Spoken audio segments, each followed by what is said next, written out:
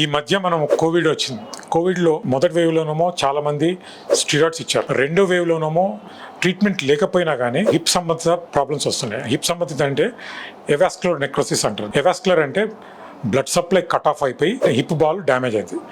ఇది 4 రకాలు ఉంటుంది. మొదటి రకంలో జనరల్లీ మెడికేషన్ తర్వాత అవసరం అనుకుంటే కొంచెం కోడ్ డికంప్రెషన్ అంటారు, అంటే హోల్ వేస్తే జనరల్లీ కొంతమందికి బాగానే ఉంటుంది. సెకండ్ స్టేజ్కి వచ్చేసరికి అప్పుడు కూడా మేము హిప్ సేవ్ చేయడానికి ట్రై చేస్తాం. థర్డ్ అండ్ ఫోర్త్ స్టేజ్లో హిప్ సేవ్ చేయడానికి ఏమీ లేదు.